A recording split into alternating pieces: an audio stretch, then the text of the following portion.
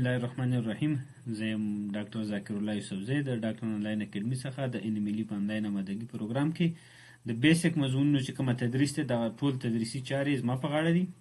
بیسیک مضمونونه نن موږ او تاسو د پاتالوژي مضمون شروع کوو. پاتالوژي مضمون اولین فصل موږ او تاسو شروع کوو چې هغه د سیل انجري یا آسیب حجروي. دا فصل چې دی په 2 لیکچرو کې موږ پوره کوو، یعنی نن لیکچر او را روان هفته یو لیکچر، یعنی په 2 لیکچرو کې ټول اول فصل چې دی د موږ او تاسو ختمو. درس اسانه دی، دومره سخت نه دی. پاتالوژي طبعا یو ټف مضمون دی، یو څه اندازه سخت دی، خو ولې موږ او تاسو به څنګه چې کتاب کې ویل شوی دی هماغه شانتې نه، یو څه اندازه به ساده کوو ځان ته. درس به یو څه اندازه ځان ته ساده کوو او درس به مخته وایو. یو شی بل چې زه تاسو نه تپوس کوم، نن کومه درس چې وایو، نن درس ما په سلایډونه چې دي سلایډونه په دري ژبه جوړ کړي دي، یعنی کومه چې د کابل پوهنتون ریفرنس کتابونه دي د هغې مطابق ما جوړ کړي. خو ولې آینده دویم لیکچر به زه سلایډونه چې د پښتو باندې جوړوم. دلته زه ستاسو نظر غواړم چې آیا زه را روان سلایډونه په پښتو جوړ کړم که په دري باندې، ځکه اکثریت محصلین زموږ او ستاسو چې دي نو دغه دي پښتانه دي یا پښتو کتابونه زیات ویل یا تدریس په پښتو باندې غواړي، نو سلایډونه اکثریت چې پښتو باندې غواړي. نن سلایډونه چې دي دا په فارسي را روان لیکچر او پښتوي. بیا هغې نه بعد زه ستاسو نظر غواړم چې آیا زه دري ته ادامه ورکړم او که سلایډونه په پښتو باندې پښتو ته ادامه ورکړو. دغه نظر ستاسو حتمي غواړو. زموږ د اکیډمي چې کوم منیجمنت دی هغې ادارې سره تاسو خبرې وکړئ چې آیا درس مونږ کومه پی ډي اف چې دی پی ډي اف په فارسي باندې جوړ کړو که په دري باندې. تشریح خو په پښتو باندې وي، تشریح به مکمل په پښتو باندې وي، خو ولې چې سلایډونه مونږ په کومه ژبه جوړ کړو نو د هغې ستاسو نظر غواړم. اوس شروع کوو. ګرانو ډاکټر صاحبانو، اوس مونږ او تاسو نن اولین لیکچر د پاتالوژي شروع کوو چې هغه مونږ او تاسو سره دی سیلولر انجري یا آسیب حجروي. په دې کې کم موضوعات شامل دي. ان ملي د کتاب ریفرنس کومه کتاب دی د هغې مطابق به ځو مخې ته.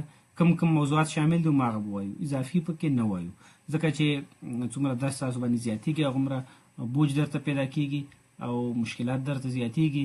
نو په دې خاطر باندې نه غواړو چې اضافي څه پکې ووایو که نه، تر څو دومره تاسو ته څومره کم ټارګېټ چې درکړل شوی هماغه ټارګېټ ووایې، غټه خبره ده. اوس په دې فصل کې موږ او تاسو څه وایو؟ د سټرس سیل انجري. سیل انجري څه د وجې نه منځته راځي؟ سټرس دی، د سټرس په مقابل کې حجره څه کوي؟ اډاپټیشن. صحیح شوه؟ اډاپټیشن که چېرته ونه شو نو سیل انجري او سیل ډیت دی. سیل ډیت او سیل انجري. سیل انجري بیا په 2 ټایپس ده که نه، ریورسیبل ایرریورسیبل ده. ایرریورسیبل بیا خپله سیل ډیت دی که نه، نیکروسس دی، ګانګرین دی او اډاپټیشن دی، سباغات، کلسیفیکیشن، دا ټول به مونږ او تاسو وایو. خو اول اوس شروع کوو خپل لیکچر. پاتالوژي. پاتالوژي تعریف دی. پاتالوژي څه ته وایي؟ پاتالوژي ته 2 لغتونه اخیستل شوي ده، د 2 کلمونه چې یو په معنا ده پیتو څه ته وایي؟ مرض ته، لوجي علم. په دې کې مونږ او تاسو ساختماني، بیوشیمیکي او فانکشنل یا وظیفوي تغییرات په یو نسج یا حجره کې چې وایو. په یو نسج یا حجره کې چې کومه ساختماني، بایوکیمیکل او فانکشنل چینجز راشي، دغه مطالعې ته مونږ او تاسو څه وایو؟ پاتالوژي. یعنی پاتالوژي د امراضو مطالعې ته مونږ څه وایو؟ پاتالوژي وایو. صحیح شوه؟ د امراضو مطالعې ته مونږ او تاسو څه وایو؟ پاتالوژي وایو. اول دا کومه خطونه چې تاسو ته دغه شوي دي، دا اټالیک شوي دي، دا ضرور نه چې دا تاسو وایي، دا نه کوم سوال هم نه راځي، کوم څه خاص څه نه. صحیح ده؟ اوس وایو ډیزیز څه ته وایي. ډیزیز څه ته وایي؟ د ډیزیز نه مخکې تاسو یو خبره دې ته وایي چې ساختماني تغییرات په یو نسج کې، یعنی مورفولوژیکل چینجز. مورفولوژیکل چینجز چې دی ګوره خط په یو نسج کې تغییرات، دا مورفولوژیکل چینجز یا کېدلی شي چې په ګراس وي او یا کېدلی شي په مایکروسکوپ باندې مونږ او تاسو وګورو، یعنی یا ګراس په سترګو ولیدل شي، یعنی دغسې به ښکاري که نه، او یا دا چې مایکروسکوپیکلي. وروسته دلته یو سلایډ مې تر اخیستی دی، هغې کې دغه ښیم. کتاب کې بعضې ډایګرامونه ډېر کم دي، مونږ او تاسو کې ډایګرامونه هم د ګوګل نه راخلو یا د نور کتابونو نه اضافه، ډېر به ځان ته اسانه کوو، درس به څه کوو ځان ته به ډېر اسانه کوو. پیتالوژي چې دی یو چیلنجینګ کتاب دی په بیسیک مضمونو کې، خو ولې که چېرته تاسو پیتالوژي یاده کړله، تخصص ته که چېرته لاړلې، تخصص کې که داخله ته ځي، اطفال ته ځي، هر څه ته ځي، همدا پیتالوژي ده، همدا پیتالوژي ده.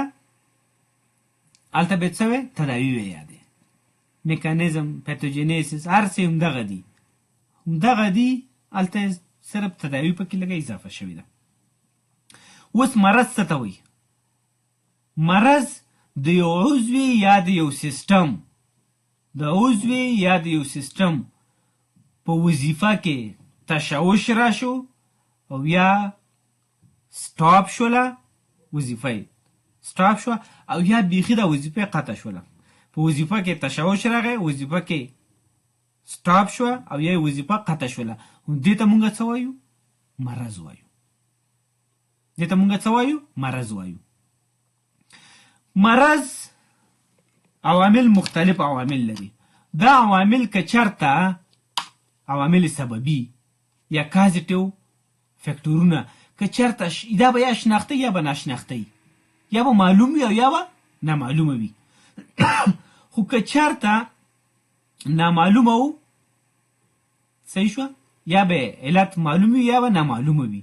خو اوس د مرض دپاره چې دی د یو څه خبرو نورو ضرورت دی چې باید مونږ او تاسو ووایو چې هغه یو اسباب دي، پیتوجینیزز دي، مورفولوژیکل چینجز دي، تظاهرات کلینیکي دی، تشخیص دی، او آخر کې تداوی ده، سیر کلینیکي او تداوی ده. نو دا یو مونږ او تاسو وایو. اوس وایو ایتیولوژي یا اسباب. ایتیولوژي څه ته وایي؟ د مرض علت ته ایتیولوژي وایي. د مرض علت ته ایتیولوژي وایي. صحیح شوه؟ اوس که چېرته دا علت نامعلومه و د یو مرض، علت نامعلومه دی، ځکه اکثریت کتابونو کې تاسو که چېرته وګورئ که نه بعضې امراضو علتونه نامعلوم دي، تر اوسه پورې نه دي معلوم شوي چې دې علت څه شی دی. نو هغې ته به یې مونږ څه وایو؟ ایډیوپیتیک ورته وایو. څه ورته وایو؟ ایډیوپیتیک ورته وایو. که چېرته یو مرض علت یې داسې که نه چې د یو طبي مداخلې د وجې نه منځته راغلی، هغې ته به یې مونږ ایاټروجینیک وایو. څه ورته وایو؟ ایاټروجینیک ورته وایو. دې نه یو سوال هم راغلی و، ښه؟ ایاټروجینیک. که چېرته د یو مرض غیر قصدي شکل باندې یو طبي مداخله وه، لکه مثلا پرکوټینیس ډریناج، یا مثلا چیست ټیوب مونږ تطبیقوو، چیست ټیوب مونږ تطبیقوو، هغې لاړه داخل کې مونږ لنګز تخریب شولې. دغه لنګز چې تخریب شوې، دا مرض مونږ سره د څه د وجې نه راغی؟ ایاټروجینیک، یعنی یو طبي مداخله مونږ کولی د یو مرض د تداوي دپاره یا د تشخیص دپاره، یا مونږ تشخیص یا د تداوي دپاره یو طبي مداخله وکړه، خو د هغې نه نور هم پسې قصه خرابه شوه، یو بل مرض پکې را پیدا کړو مونږ د طبي مداخلې د وجې نه. نو دغې ته بیا مونږ ایاټروجینیک وایو. څه ورته وایو؟ ایاټروجینیک وایو. خو ولې بعضې امراض دي چې د هغې علت چې دی ملټي فکټوریل دي. څه دي؟ ملټي فکټوریل دي. لکه کورونري ارټري ډیزیز چې دي، دا مختلف علتونه لري، لکه جینیټیک، غذایی رژیم، سیګریټ سموکینګ، هایپرټینشن، او لکه د لایف سټایل،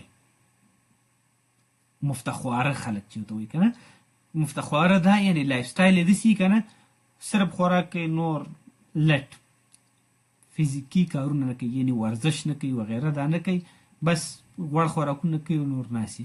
نو یعنی د بعضې امراضو علتونه چې دي ملټي فکټوریل دي. څه دي؟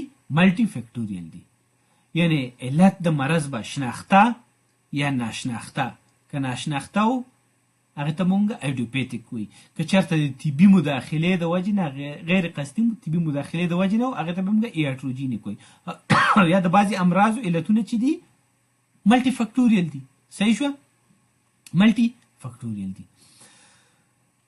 ول مونږ سره د ریس فیکټورونه دي یا فیکټورهای خطر چې ورته وایي که نه ریس فیکټورونه. ریس فیکټور چې دی که نه دا مونږ او تاسو سره یو مرض مساعد کولی شي، احتمال شته چې یو مرض مساعد کی، خو ولې علت د مرض چې دی نه دي، لکه ارثیت، ایج، نجات او محیط یا شیوه د زندگی. دا ریس فیکټورونه کېدلی شي، خو ولې علت د مرض نشي کېدلی، علت د مرض نشي کېدلی. بعضې امراض چې دي د فیکټوري سببونو ته ډېر یو نږدې ارتباط لري، لکه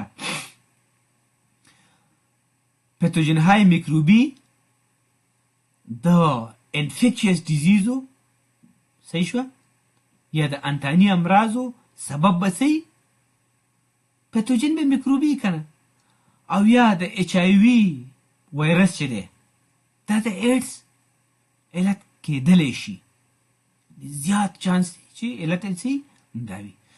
یا مایکو بکټیریم توبرکلوز چې دی دا د توبرکلوز درګي، یعنې که چېرته چا کې مایکو بکټیریم توبرکلوز پازیټیو و نو مونږ ویلی شو چې دا مریض چې دی د توبرکلوز علت هم دا پتوجن دی.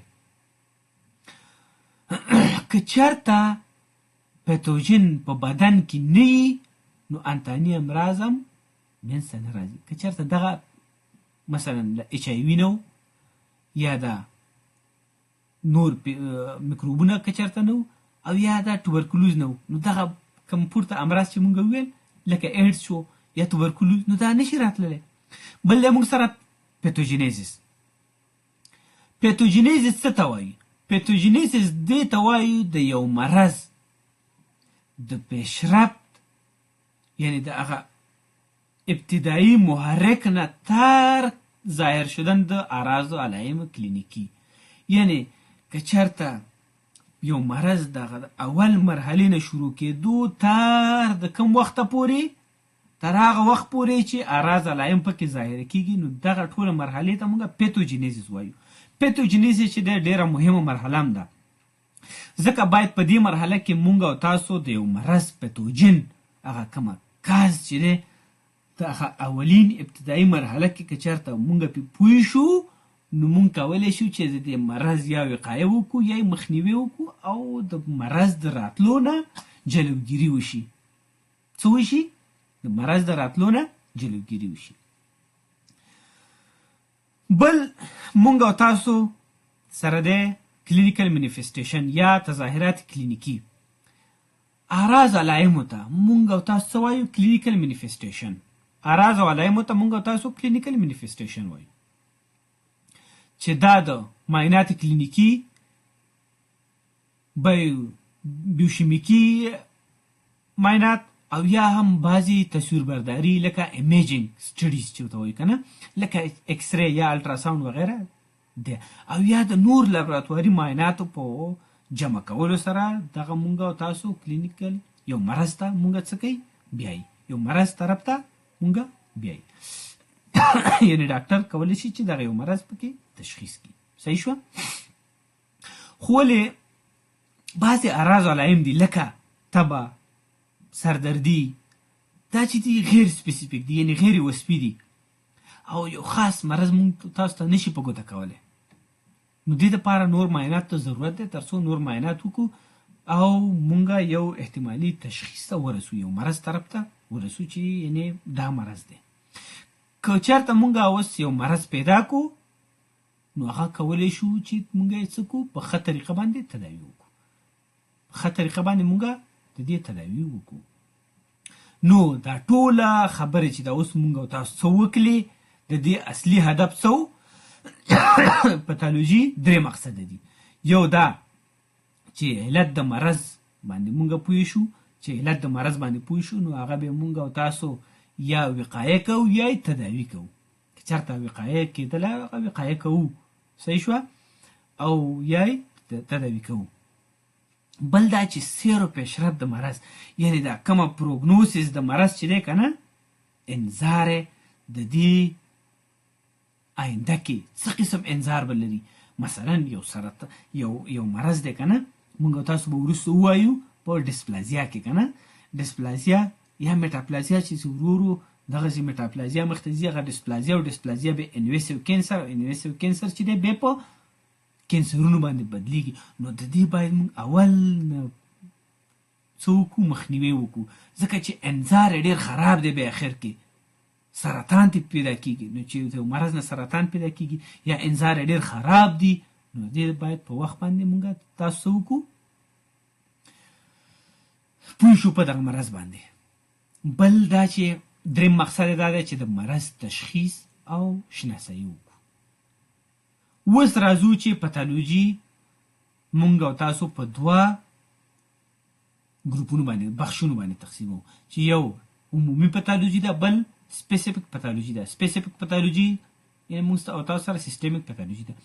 ستاسو کتاب چې دی په 3 کتابونو باندې تقسیم کړی چې یو ته عمومي پتالوژي بل ته چې دی پتالوژي جهازات او بل ته سیستمیک پتالوژي. دې پسې مه ګرځئ. پتالوژي په 2 بخشه ده یو جنرال پتالوژي بل سیستمیک پتالوژي. صحیح شوه؟ سیستمیک پتالوژي یا سپیسیفیک پتالوژي ده. اوس وایو یو حجره د حجرې عکس العمل د یو سټرس او یا د مضره تحریکاتو مقابل کې. صحیح شوه؟ اوس که یو حجره وي په یو محیط کې په دې باندې پاسه نه یو څه سټرس راځي دا حجره کوشش کوي چې دغه محیط سره ځان څه کي اشنا کي دغه محیط سره ځان اشنا کي ځان سره عیار کي. صحیح شوه؟ که چېرته دا سټرس ډېر زیات شو د حد نه لږ زیات شو نو سیل انجري منځته راولي. سیل انجري بیا په 2 ډوله ده یو ریورسیبل سیل انجري بل چې دی ایرریورسیبل سیل انجري. صحیح شوه؟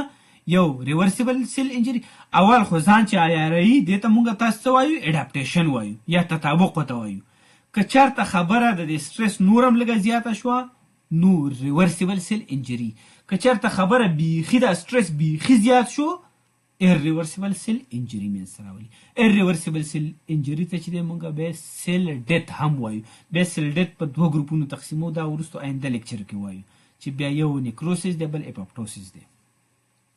یعنی د حجرې عکس العمل د سټرس په مقابل کې یا د نوشیس ایجنټ یا تحریکات مضر په مقابل کې دا به څه 3 خبرې وي. یو دا چې حجره به تطابق کوي. صحیح شوه؟ حجره به څه کوي تطابق به کوي یا اډاپټیشن به کوي. صحیح شوه؟ اډاپټیشن به کوي یا به ریورسیبل سیل انجري به پکې منځته راځي او یا به ایرریورسیبل سیل انجري. اوس یو یو به دلته ووایو لکه دغه ډایګرام کې تاسو ګورئ نارمل حجره ده. که چېرته سټرس ډېر لږ نو حجره به څه کوي اډاپټیشن یا تطابق به کوي. اډاپټیشن چې دی بیا موږ سره په 2 ډوله دی یو اټروپي هایپرټروپي هایپرپلازیا میټاپلازیا ډسپلازیا. دا یو د ته پوره تشریح کوم. که چېرته دا سټرس مایلډو یعنی متوسط او نو ریورسیبل سیل انجري به منځته راشي. ریورسیبل سیل انجري ګوره د اډاپټیشن نه که چېرته دغه سټرس مونږ لرې کړو بیرته حجره چې د نارمل حالت ته راتلی شي. که چېرته ریورسیبل سیل انجري نه مونږ دا سټیمولس لرې کړو نو حجره به یا ځان ریپیر کوي او یا به هیلینګ کوي. دا هم بیا وروستو په چپټر اخره کې وایم. که چېرته دا سټرس بیخي زیاتو نو ایرریورسیبل سیل انجري منځته راځي. ایرریورسیبل سیل انجري ته مونږ سیل ډیت وایو. سیل ډیت بیا په 2 ټایپسه دی هغه ته بیا وروستو وایم. اوس اول دا اډاپټیشن وایو. اډاپټیشن کې مونږ سره اول دی هایپرټروپي. هایپرټروپي په معنا د حجرې جسامت او اندازه غټېدلو ته د حجرې جسامت او اندازه غټېدلو ته مونږ تاسو وایو هایپرټروپي ورته وایو.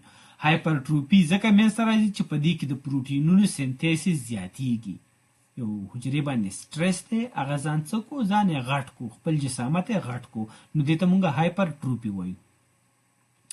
هایپرټروپي کېدلی شي خالص وي او کېدلی شي مختلط وي. خالص چې دا خالص هایپرټروپي دا په ورزشکارانو کې ده. یو مثال و د هایپرټروفي کلاسیفیکیشن کوو، یو مونږ فیزیولوژیکل ده، بل پیتولوژیکل ده. یعنی یو نارمل هایپرټروفي ده، صحیح شو، بل مرضی هایپرټروفي ده. نارمل هایپرټروفي چې ده مثالونه لکه ورزشکارانو کې دغه باډي بلډر نفر تاسو ته ښکاري که نه، په دې کې څه کېږي، اسکلیټي عضلات دې باندې فشار راځي او هغه ځان څه کوي، غټوي. اسکلیټي عضلاتو ځان څه کو، غټ کو. دې ته خالص هایپرټروفي وایي. یو بله هایپرټروفي ده په هغې کې مثلا دا برست دی، د فیمیل برست دی یا د فیمیل یوټیرس، صحیح شوه، د حاملګي او یا د شیردهي په وخت کې څه کېږي، غټیږي او هم میټاپلازیا کوي. میټاپلازیا ته وروسته هایپرپلازیا کوي. هایپرپلازیا ته وروسته ویمه هایپرپلازیا څه ته وایي. نو دا هایپرټروفي ته مونږه هایپرټروفي مختلط وایو. هایپرټروفي مختلط یعنی کمباین د چا سره، د هایپرپلازیا سره. دا مثال مختلط یو مثالو، صحیح شو. یعنی دلته د سینو او یا د رحم سایز څه شو، غټ شو، خو ولې یوازې هایپرټروفي پکې نه وه، یعنی یوازې د حجراتو سایز غټ نه و، د حجراتو تعداد هم زیات و، صحیح شو. پیتولوژیکل هایپرټروفي څه ته وایي؟ پیتولوژیکل هایپرټروفي مثال دا دی لکه د لیفت وینټریکولر ډایلیشن د څه د وجې نه، یا د هایپرټنشن د وجې نه، یا د ایورټک یا د مایټرل د وال خرابېدو د وجې نه د لیفت وینټریکل هایپرټروفي وکړه، لیفت وینټریکل هایپرټروفي وکړه. نو دا پیتولوژیکل مثال شو. هایپرټروفي څه ته وایي؟ د حجرې جسامت او اندازې غټېدلو ته هایپرټروفي وایي. په دوه ټایپس وه، فیزیولوژیکل او پیتولوژیکل. فیزیولوژیکل څه وه؟ ورزشکاران. پیتولوژیکل څه شی وه؟ لیفت وینټریکولر هایپرټروفي. یو بل مثال یې پکې د مختلط هم و، ورزشکارانو والا خالص و که نه، مختلط یې چې دی سینې او یا هم یوټیرس په کوم وخت کې د حاملګي یا د شیردهي په وخت کې، صحیح ده، دغه مختلط وه. اوس راځو هایپرپلیزیا ته. هایپرپلیزیا کې د پرانشیمي حجراتو تعداد زیاتېدلو ته، دې ته موږ هایپرپلیزیا وایي. لکه هایپرټروفي څه وه؟ مثال 3 حجرات دي، دغه 3 واړو حجراتو سایز غټ شو. هایپرپلازیا څه ده؟ 3 حجرات دي، د 3 نه 4 دانې جوړ شو، یعنی تعداد د حجراتو څه کېږي، زیاتېږي. او دا په هغه حجراتو کې منځته راځي چې کومه حجرات انقسام یا سیل ډیویژن قابلیت ولري، دا په هغه حجراتو کې واقع کېږي. په دې کې ډي ان اے هم ډبل کېږي، ځکه بله حجره چې جوړېږي هغې کې هم ډي ان اے پکار دی که نه، صحیح شوه. نو هایپرپلازیا هم چې دی په 2 ډوله ده، فیزیولوژیکل او پیتولوژیکل، صحیح شوه. بیا فیزیولوژیکل خپله په 2 ډوله باندې تقسیم شوې ده. اول یې فیزیولوژیکل وایو. فیزیولوژیکل خپله په 2 ډوله تقسیم شوې ده، چې یو هارمونل ده او بل چې دی کمپنسیټري ده. هارمونل مثال چې دی یعنی د سینو او یا هم د سینو غټېدل، مثلا په څه کې کله چې زنانه جنکۍ بلوغت ته رسي که نه، په دیو کې دغه سینو سایز چې دی غټېږي. دغه سینو سایز غټېدلی چې دی دا هایپرپلازیا د حجراتو پکې کېږي. خو کومه هایپرپلازیا ده؟ دې ته هارمونل هایپرپلازیا وایي. او یا هم د انډومیټر، دغه انډومیټر شو که نه، دا نارمل انډومیټر دی، او دا هم هغه انډومیټر چې د استروجن او د پروجسترون د وجې نه څه شو، دا ډبل شو، حجرات پکې زیات شول. دې ته مونږ څه وایو؟ هایپرپلازیا هارموني. بل هایپرپلازیا ده مونږ سره کمپنسیټري. کمپنسیټري هایپرپلازیا دې ته وایي که نه، چې یو نس چې دی هغه قطع شو، یو څه وخت بعد بیرته د حجراتو خپل تعداد زیات کو هغه نس چې مکمل کو. لکه مثال چې دی کبد راغیستی دی. حتی په جراحي کتاب کې داسې لیکلي دي که نه، که کبد چېرته وایي 80 نه تر 90% پورې هم ته غوڅ کړي او بیخي ګزار کړي، د بدن نه وباسي، خو د دې د بلډ سپلای چې دی نارمل وساتي که نه، بلډ سپلای نارمل وساتي، 10 ورځې بعد وایي مکمل روغ رمټ کبد وایي. دغه قسم هایپرپلازیا ته مونږه کمپنسیټري هایپرپلازیا وایي. کمپنسیټري یا هایپرپلازیا معاوضوي. لکه دلته تاسو ته په دې ډایګرام کې ښکاري، کبد نه دا ساحه غوڅه کړله، ګوره دا ساحه ته غوڅه شوله، دا دی یو څه وخت بعد بیرته دا ساحه دا دی جوړه شوې ده، صحیح شوه. دا د څه د وجې نه؟ دا د هیپاټوسایټ ګروث فیکټورونه دي، په هغې کې هم د هغې د وجې نه څه کېږي؟ درته غټېږي. که چېرته دا کبد خپل سایز ته ورسېدو، نو بیا هلته د سیل ډیویژن کومه انزایمونه چې دي که نه، فکټورونه چې دي، هغه نور سټاپ کېږي. څه کېږي؟ سټاپ کېږي. د دې نور مثالونه چې دي د کمپنسیټري هایپرپلازیا، د کمپنسیټري هایپرپلازیا نور مثال دا دی که نه، که چېرته وینه کمه شي په بدن کې، نو بون میرو څه کار کوي؟ بون میرو خپل پروډکشن زیاتوي، په هغې کې هایپرپلازیا کېږي او خپل پروډکشن څه کوي؟ زیاتوي. دا هم د کمپنسیټري هایپرپلازیا یو مثال دی. بل هایپرپلازیا پاتالوژیک وایو، هایپرپلازیا پاتالوژیک وایو. که چېرته د استروجن او پروجسترون هارمونونو امبیلنس ګډوډ شي که نه، استروجن او پروجسترون که نه، صحیح شوه، لکه د پیچوټري ګلینډ نه او یا هم د اووري نه استروجن او پروجسترون دا کومه سایکل چې دا ګډوډ شي، نو دلته څه کېږي؟ عدم موازنه د استروجن او پروجسترون به منځته راشي. عدم موازنه چې راغله، نو دلته کومه هایپرپلازیا د انډومیټر چې ده، دا به منځته راشي. هایپرپلازیا چې څومره راغله، دا اکثر له بیا د ابنارمل یوټراین بلیډینګ AUB چې ورته وایي که نه، ابنارمل یوټراین بلیډینګ یا خونریزیهای غیر طبیعي رحمي، د هغې علت کېږي که نه. بل مثال، یو مثال یې خو دا شو چې د انډومیټر د استروجن پروجسترون د غیر نارمل کېدو نه انډومیټر هایپرپلازیا. صحیح شوه. دویم مثال چې دی په سړو کې د پروسټیټ غټېدل دی، پروسټیټ ګلینډ غټېدل. صحیح شوه. بل مثال په سړو کې دی چې ګاینوکیمسټیا ورته وایي، یعنې په سړو کې چې کله انډروجن هارمون زیات شي، نو د سینې چې دي په سړو کې د سینو دا کومه قنات های شیري چې دي که نه، یعنې د قناتونه چې دا به غټ شي، پکې چې غټ شو د سړو سینې چې دی دا به غټې شي، دغه حالت ته بیا ګاینوکیمسټیا ورته وایي. او یا یو بل مثال د پاتالوژیک هایپرپلازیا دا دی که نه، چې سکن اریټیشن که نه، دوامدار سکن اریټیشن کوي که نه، دغسې سکن اریټیشن، نو اپیډرم به څه شي؟ اپیډرم کې هایپرپلازیا منځته راځي. لکه تاسو که چېرته وګورئ، بعضې کسان چې ډېر زیات دغسې ناست وي که نه، لکه قاریان چې که نه، یا هغه څوک چې ډېره مطالعه کوي، یا کوم هر بله وظیفه چې زیات ناست که نه، دا په خپو کې دا بجلک چې دي، پړکي چې دي که نه، ملیولس، دغه ساحه کې دغسې غوټې داسې ډبل شي، زخیم شي، دغه یو پاتالوژیک هایپرپلازیا ده. دلته حجرات چې دی ځان څه کو بیخي چینج کړل. حتی دغه هلته میټاپلازیا هم واقع کېدلی شي. څه کېږي؟ میټاپلازیا مې ځکه هغه حجرات باید نرم وي، دلته سخت شوي دي. بیا ته وروسته وایم چې هایپرپلازیا میټاپلازیا څه ته وایي. اوس هایپرپلازیا نه که چېرته وایي دغه عوامل کوم علت د وجې نه چې هایپرپلازیا و دا علت کوي لرې کړي، نو بیرته هایپرپلازیا چې دی نارمل کېدلی شي. صحیح شوه. هایپرپلازیا او هایپرټروپي چې دی دا اکثریت واقعیاتو کې یو ځای. صحیح شوه. لکه مخکې چې ما تاسو ته مثال درکو، هغه هایپرټروپي مختلط چې وه که نه، همغې مثال دی. اوس وایو اټروپي. چې شی اټروپي څه ته وایي؟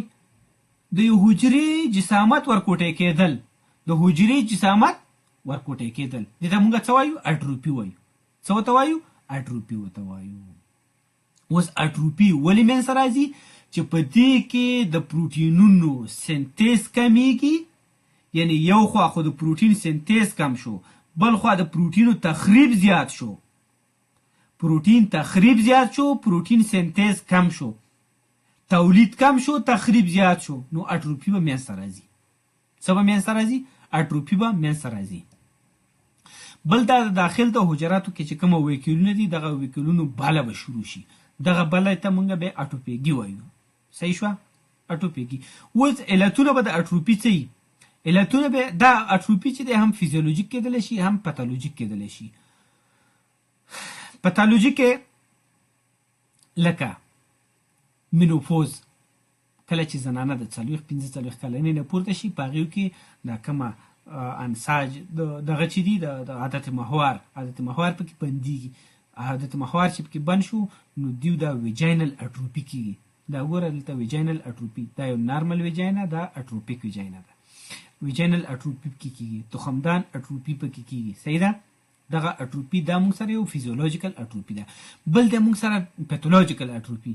پیتولوژیکل اټروپي مثال زه تاسو ته به یو درکم، لکه یو لاس مات شو، لاس چې یو مریض ته لاس ګچ شو مثلا دا یو میاشت یا د 2 میاشتو لپاره ګچ دی.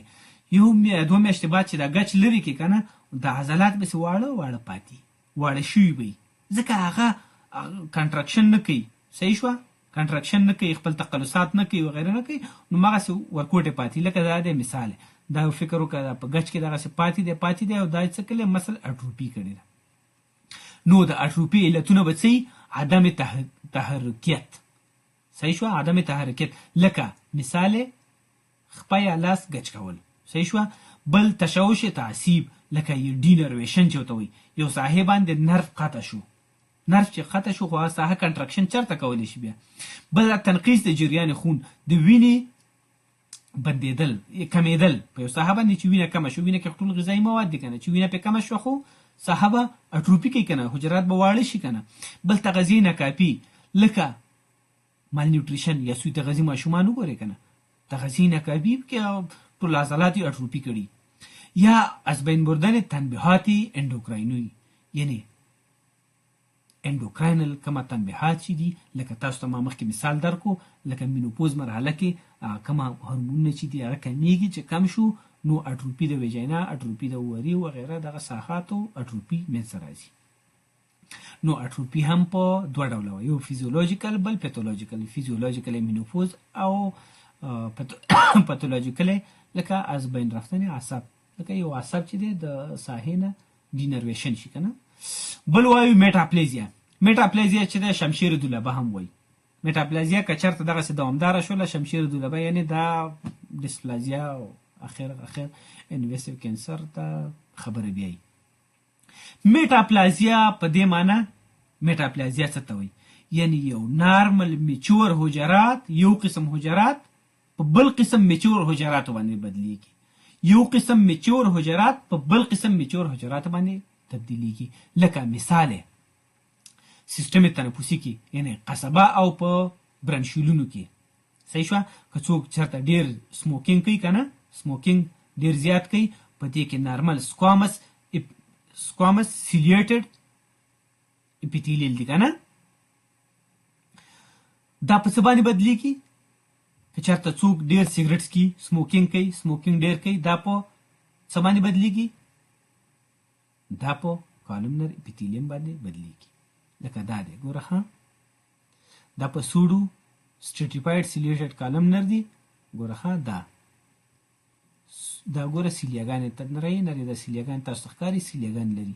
دا څوک چې ډېر سموکینګ کوي نو دا په څه باندې بدل شو؟ دا په سکوامس اپیتیلیم باندې بدل شو. څه باندې بدل شو؟ سکوامس اپیتیلیم باندې بدل شو. بل مثال به تاسو ته زه درکم د ریفلیکسیو مزمن معده، لکه جرټ چې ورته وایي که نه، ګیسټرو اسوفیجیل ریفلیکس ډیزیز. که چېرته دا لور اسوفیجیل سپنکټر د چا ضعیفه شو که نه، ضعیفه شو، د معدې تیزاب چې دی پورته مرۍ ته به راځي، معدې تیزاب به پورته مرۍ ته راځي. داسې دوامداره مزمن دا چې راځي نو دلته ګوره ښه، دا نارمل سکوامس اپیتیلیم دی. څه دی؟ نارمل سکوامس اپیتیلیم دی، دا د دې مرۍ. دا په څه باندې بدل شو؟ دا په میټاپلاسټیک کالمنر ټیشو باندې بدل شو. صحیح شوه؟ او یا هم د ویټامین ای کمبود. ویټامین ای څه شی دی؟ ویټامین ای چې دی د سیل ډیویژن لپاره پکار دی. نو چې ویټامین ای نه و نو هلته به تفریق پذیري نه کېږي د اپیتیلیم، چې نه کېدله نو دا په میټاپلازیا خشفرشي باندې بدلیږي تنفسي. دې ته یو شمشیر دولبه ورته هم ویلی کېږي. صحیح شوه؟ اوس اخري یو ټاپک مونږ تاسو وایو ډسپلیزیا. ډسپلیزیا یعنی یو قسم یعنی غیر منظم حجرات، یعنی د یو نسج نارمل نسج دی، دا څه شو؟ غیر منظم شو. څه شو؟ غیر منظم شو.